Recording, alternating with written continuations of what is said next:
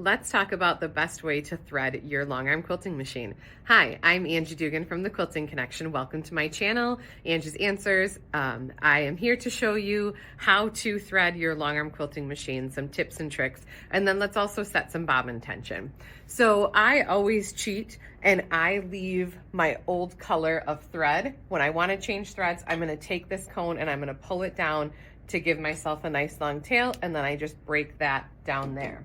Then when I want to put my new color on, I take my tail from my new color, my tail from my old color, and I kind of match up the length of these tails here.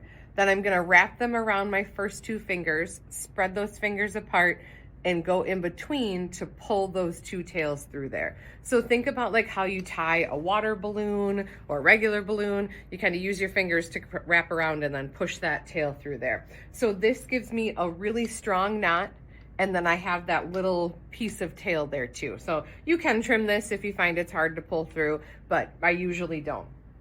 Then I do take the thread out of my needle, so I'm not in my needle, and I want you to follow this path. So we put these little tufts of batting up in our thread mass. We also have them on our bobbin winder.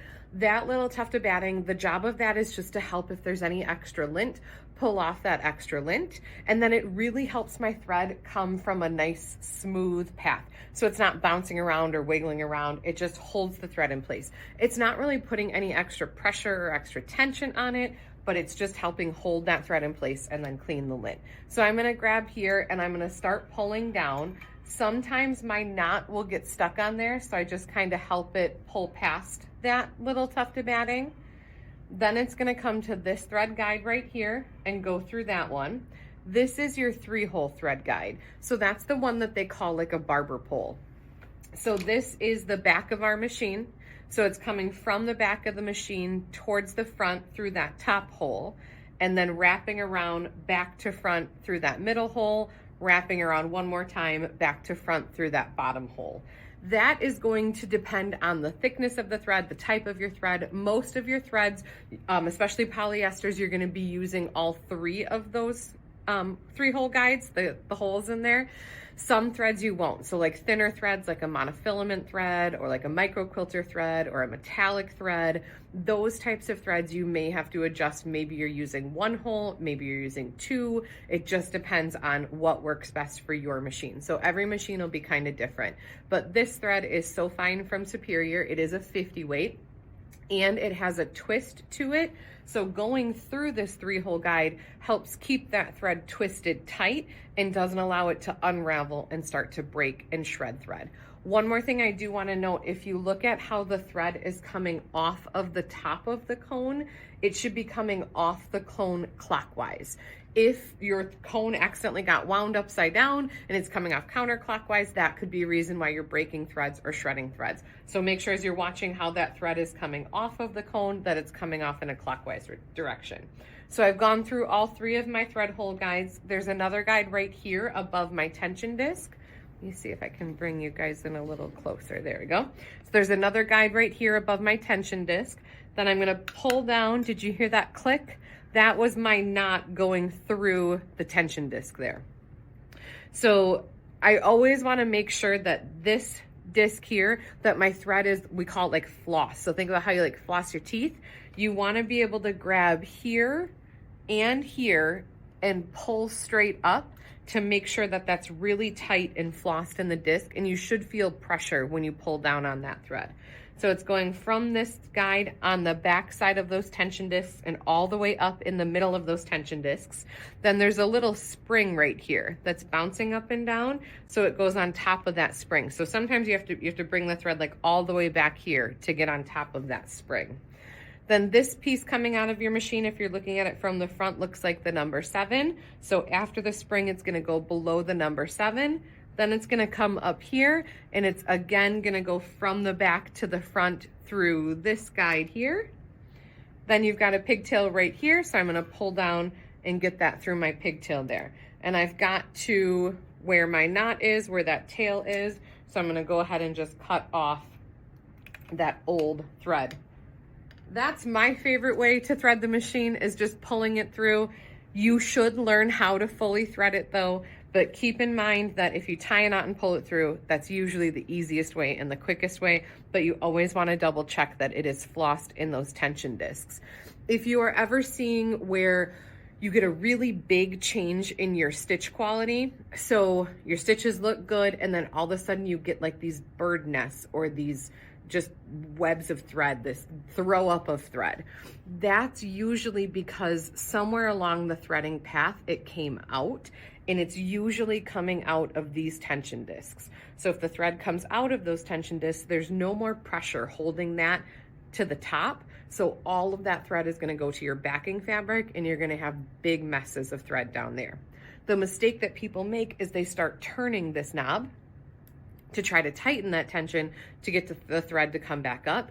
But what you should do is you should check your thread path first, floss those discs, then try to stitch without changing the tension and see what your stitches look like then. If you're quilting along and you get throw up of threads on your quilt top, that's because it came out of the tension disc on the side of your bobbin case. So same thing, you don't want to just start tightening down that tension on the bobbin case. You want to take that bobbin out, re-thread it, make sure that it's in that spot on the side of the bobbin case to hold pressure there, then try to stitch without changing the tension and see if that fixes it. So if you see really drastic changes in your stitch quality, it's because it came out of one of the tensions, either on the top or on the bottom, and spinning this knob isn't going to fix it. Then there are two more places that we need to thread, but I'm going to wait to pull you in a little closer so you can see there's one right above my needle and then through my needle itself too, but I'll move the camera closer to see that. Before we do that, I want to talk about setting your bobbin tension and your bobbin case. So your bobbin case, you got to make sure that you also keep this path clean. So there's lots of lint that likes to hide inside of there. So we just take a stiff bristled brush and I rub gently inside of there without popping that spring out if possible. You can take that spring out if you can see that there is a bunch of lint back there that you need to get cleaned. So you can take a pin and get in there and pop that spring out, but just make sure that you're putting the spring in the correct direction. It is directional. When you look at the case, I'm going to try to come closer.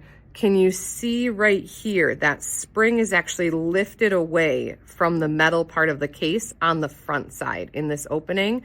So that's my spring right there and it's lifted up. That's how most bobbin case springs are supposed to be, with that front side lifted. It's also not a bad idea every once in a while. You can get lint on the side of your bobbin case. So this is the part that holds pressure on the thread for you, to take the corner of a piece of paper and slide it under there and then just kind of wiggle that through, just to make sure that if there's any lint hiding under this, that you get that lint out of your bobbin case as well. So make sure your bobbin case is clean. When you are setting bobbin tension, you should always set that with a full bobbin. We use the Handi Quilter machine, so we have the M size bobbins, the double capacity bobbins. A lot of machines use L size bobbins too, smaller, similar to like your domestic sewing machine. But even with those, it's important that you set tension with a full bobbin. A full bobbin is physically heavier than a partial bobbin, and that's going to control the speed of the drop that's happening, that physical weight of your bobbin. So make sure that you're always setting tension with the full bobbin. I have plenty of partial bobbins over there, but before I start a project, I'm always going to set that tension with a full bobbin. Then I can use a partial bobbin once I've got it set to that full. So if you look at your bobbin case, you're going to keep this opening towards the top, towards you. And on this side is the piece where it holds the pressure on your thread. So you want to hold your bobbin so those two, the thread is on the same side as the tensioner for the bobbin. So this bobbin should look like the number 9. So the thread's coming off that side. Because when I put it in, it's already on this side where that tensioner is, and it will usually find its way through that opening right there. If I just gently pull on this, look, I got stuck behind my spring. I can't pull on my bobbin case. So I had a little tail of thread that snuck in there and got stuck underneath of my spring. So if it ever feels tight, stop, take the bobbin out and check it. So I'm gonna set that in there gently, get it into that groove on the side, and then if I pull on this, it should rotate clockwise. So this is rotating clockwise for me. If I'm looking at it this way, I'm rotating clockwise. And it is just slightly lifted. So when I push on that spring and push on that bobbin, then it's gonna go lower. Bobbins can warp. So bobbins have a life to them and they can warp. So what you wanna make sure is when you push down on this, you should be able to feel that your case all the way around with the bobbin pushed in, that the case is still taller than the bobbin itself. If you can't do that and your bobbin is taller than your bobbin case, you're gonna have a lot of issues when you put that in the machine. There's gonna be more resistance and you're not gonna get good stitches, and it's all gonna like pull that thread towards the backing no matter what you do to your tension disc on the top. So just to double check, I kind of run my thumb around to make sure that my bobbin is lower than my bobbin case. If it's not, there's unfortunately no fixing those bobbins. You gotta throw those bobbins away. So double check that, make sure you're going clockwise. Then I take it and I pull it till it goes just past that little latch right there. So if I hold it this way, where my thread is, that looks like a capital J, and my thread is in the long part of the J. So here's that hook of the J, and the thread is going in the long part. Some mistake people make is they try to pull it even farther and get it along this edge, but that's not where the thread should be. The thread should be in that long part of the letter J. Another tip for bobbin cases do have a life as well. They won't last forever. You will have to replace those. So a way that you can test if your bobbin case is still holding consistent tension. I hold my bobbin case in my hand and I pull, actually, sorry, it's easier if I just pinch it with my fingers, but I'm not holding down here. So I'm just kind of holding on the edge of the case.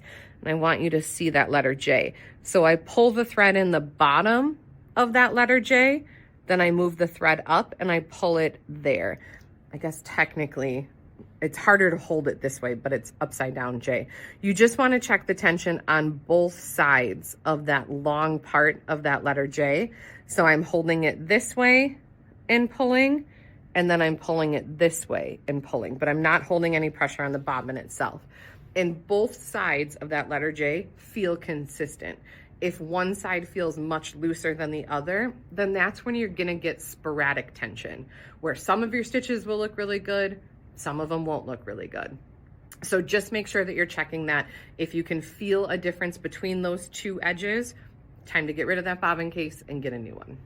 So what I'm looking for when I set my tension on my bobbin case, there are a lot of different methods for this. I personally don't like the set it in your hand and stand it up, because I could have my tension all the way cranked down tight. I could also have it loose, and there's just too much of a variance with the stand it up in your hand. So what I want to look for is, how is that bobbin dropping? What's the speed and the rate that that bobbin is dropping? We compare that to a spider. I don't like spiders. I would want, if possible, to have the slowest spider chasing after me. I don't like fast spiders. So I kind of compare that to a spider, and I just want to make sure that I've got a nice, slow, steady drop of a spider, not something that's running away, but not something that's also just hanging there and not dropping. So I'm going to hold on to my thread. I'm going to pull my hand away, and you see how my case is just hanging there and it's rotating. This rotation is normal because the thread has 3 strands that are wound together. So it is trying to unwind those threads. So when you're looking at that rotation is normal, but that's not what's holding my tension. I'm looking for the drop. So sometimes I can hold it here and I can just barely start to yo-yo my hand, just barely move my hand, and I can get this to drop. That's a pretty slow spider. So I want him to drop just a little bit faster, not a lot, but just a little bit faster. So on the side of your case, there are 2 screws. There's a smaller screw here and a bigger screw here. This is the one that you adjust your bobbin tension with. So I'm gonna get just a thin little eyeglass screwdriver, get that in there into that bigger screw. And I'm gonna go just like a minute to the left. So if I think about this like a clock, I am barely turning that. I'm not going from here to here. I'm just barely turning it, because little adjustments on your bobbin case make a big difference. I can't even get my hand out of the way because this is dropping too fast now. So just that little adjustment made it go too fast. So I'm gonna get my screwdriver in there, go back to the right just a little bit, and then see.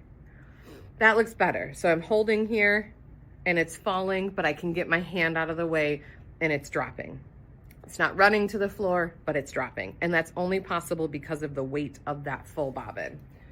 I don't like to have this big giant long tail, so I usually just trim that off so I don't have that big one, and then throw it away so I don't have to pull that all the way through my quilt top. Other tips with bobbins, I usually use the same color on the top as I'm using in the bottom, same weight, same thickness. That's gonna give me the best chance to get the best stitch quality. The same weight, same thickness, same color. We pretty much always use the Sofine thread from Superior. So yesterday I was using a lighter white thread. Today I'm using just a little bit brighter of this blue. So even though I used Sofine yesterday, I still had to tweak that tension just a little bit. So keep in mind that every single time I'm putting a new thread color in or a new bobbin in, I always take just 1 minute and check that tension and check that drop, because it's faster for me to check the drop of putting a new bobbin in than it is for me to stitch with it and find out that tension wasn't right and then have to rip it out. Last two places for threading your machine. This is the hole right here. So you do have to just push that through top to bottom to get that to come through there. And then through your needle front to back.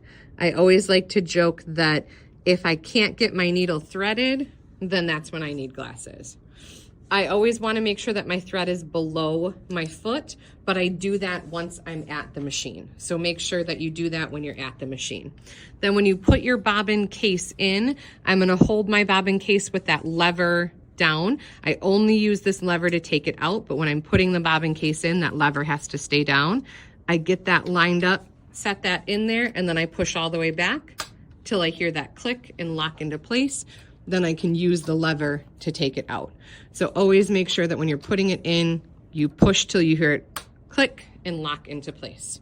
So I hope you've enjoyed this video on threading and setting bobbin tensions. If you have questions or comments, please put them below. You can also reach out to us, info@quiltingconnection.com. Thanks so much.